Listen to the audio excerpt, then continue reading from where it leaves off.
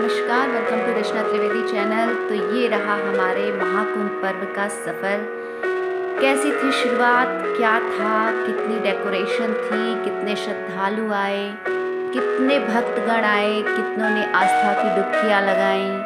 कितनों ने यहाँ से रोज़गार कमाया, कितनों ने यहाँ से धंधा किया, कितनों ने यहाँ अपने आप को बिजनेसमैन बना लिया, कितनों ने अपने को चमका लिया, कितनों की रील वायरल हो गई, कितने खुद वायरल हो गए, कितने यहाँ इस सफ़र में चमक गए और कितनों को हमारे महाकुंभ पर्व ने चमका दिया। कितने यहाँ धूर्तता भी कर गए, कितने यहाँ जालसाजी भी कर गए, कितने षड्यंत्र भी कर गए,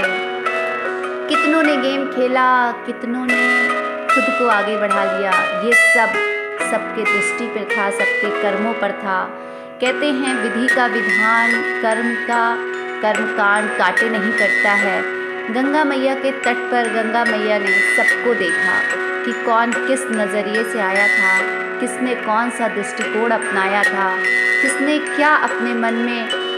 ठाना था और किसने क्या अपने लिए पाया था, और कौन गंगा मैया के लिए कौन सी भावना लेकर उनके तट पर आया था। किसी ने आस्था से डुबकी लगाई, किसी ने माथे पर चंदन लगाया, किसी ने धुनी रमाई, किसी ने भस्म को लपेटा, किसी ने गंगा मैया की जय की, किसी ने जयकारा लगाया, किसी ने सूर्य भगवान को अर्घ दिया, किसी ने वहाँ पर खुद ही डुबकी लगाकर स्नान किया, किसी ने रिश्तेदारों को स्नान कराया, किसी ने किसी के नाम की डुबकी लगाकर उसको पुण्य का भागी बनाया। और इस प्रकार से सभी अपने अपने हिसाब से इस महाकुंभ पर्व में रमे रहे और रमते ही चले गए। और ये रहा हमारा महाकुंभ का पर्व जिसने बहुतों को बहुत कुछ दिया। लेकिन आज इस महाशिवरात्रि के पर्व पर, आखिरी स्नान पर, सबकी यादें संजोए हुए सारे श्रद्धालु यहाँ से अपनी अपनी यादों को संजोते हुए धीरे धीरे करके यहाँ से अपने अपने घर की तरफ रुख कर रहे हैं, अपने अपने घर की तरफ प्रस्थान कर रहे हैं। सभी की आंखों में एक आंसू है, सभी के अंदर एक याद रह गई कि हाँ, एक अस्थाई नगर ऐसा भी बसा था जो लगा कि मानो वो अपना ही घर था। और इस घर में विभिन्न प्रकार के लोग आए, विभिन्न सदस्य आए और सब ने अपने अपने हिसाब से कुछ ना कुछ किया और कुछ ना कुछ दिया।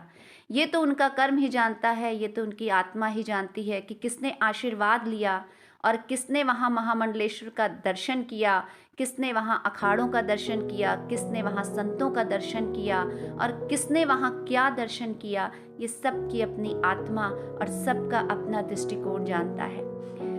अमृत स्नान था, न जाने किस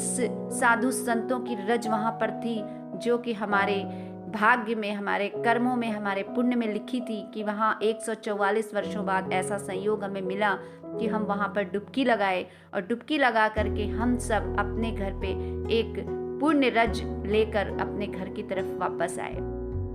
तो इन सभी यादों को संजोए हुए महाकुंभ पर्व का आज आखिरी स्नान समापन की ओर ये महाशिवरात्रि का पर्व था। सभी श्रद्धालुओं ने आस्था की डुबकी लगाई और सब अपने घर की तरफ प्रस्थान कर रहे थे। एक अलग सा वहाँ पर एक उदासीनता देखने को मिल रही थी कि कितने साधु संतों की एक रौनक थी, एक वहाँ जमावड़ा था, एक वहाँ अस्थाई नगर ऐसा लगता था कि ये स्थाई नगर, काश ये स्थाई नगर बस जाता। और किसी ने हेलीकॉप्टर से महाकुंभ देखा, किसी ने नाव से देखा, किसी ने बाइक से देखा, किसी ने ठेले से देखा, किसी ने ई रिक्शा से देखा, किसी ने ठेलिया से देखा। जिसने जैसे बन पड़ा उसने वैसे देखा और देखकर अपनी यादों को अपने दिल में, अपने दिमाग में संजो करके रख लिया। आज जब यहाँ से सब लोग अपने अपने घर की तरफ प्रस्थान कर रहे हैं तो बड़ी ही उदासीनता का माहौल, ऐसा लगता है कि सच में जैसे एक बहुत बड़ी शिव बारात, जिसको कहेंगे शिव बारात आई थी। शिव बारात इसलिए कहा जाएगा कि उसमें हर प्रकार के लोग आए थे, भूत, प्रेत, दानव, राक्षस, जो भी मतलब हर प्रकार के लोग थे वो इस बारात में शामिल थे और अपने अपने प्रकार से कर्म करते हुए वो यहाँ पर बारात में आकर भोजन की प्राप्ति और सुख की अनुभूति कर रहे थे। और आज लास्ट में महाशिवरात्रि के स्नान पर भोलेनाथ ने स्वयं भोलेनाथ के इस पर्व के साथ ही उन सारे जितने भी श्रद्धालु थे, भूत दानव और अलग अलग प्रकार के जितने भूत प्रेत पिशाच थे, सबको इस स्नान में भगवान के लास्ट आज के दिन में ही उन सब को मुक्ति मिले और वो सब अपने अपने कर्मों के हिसाब से अपने अपने कर्म को सुधारने का प्रयास करें। जो अच्छे थे उनके तो कर्म पहले ही सुधरे थे, क्योंकि उनको वहाँ पर सिर्फ राम नाम सुनाई पड़ा और सारे संतों का दर्शन मिला और ऐसी अनुभूति हुई होगी कि उनको लगा होगा कि वाकई हमने अमृत स्नान किया है। और बाकी जो बेचारे भटकती हुई आत्मा थी वो भी यहाँ पर आई, उन्होंने भी दर्शन किया है और लास्ट में ये महाशिवरात्रि का स्नान किया है, तो उनकी भी जो मनोस्थिति है वो बदलने वाली है और बहुत कुछ उनके जीवन में अच्छा होने वाला है। इस अस्थायी नगर में आकर के हो सकता है कि उनको कहीं ना कहीं स्थायित्व मिल जाए और उनका कुछ भला हो जाए।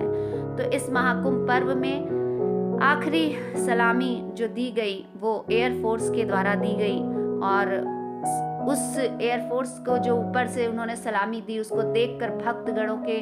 खुशी का मतलब उनके अंदर खुशी की एक लहर दौड़ गई और सभी ने ताली बजा करके जय श्री राम, जय गंगा मैया, हर हर महादेव के नारे लगाए। और इस सलामी के साथ ही, इस सैल्यूट के साथ ही हमारे महाकुंभ पर्व की समाप्ति हुई। आज आखिरी स्नान संपूर्ण हुआ और बहुत ही सफल रहा हमारा ये अस्थायी नगर महाकुंभ पर्व।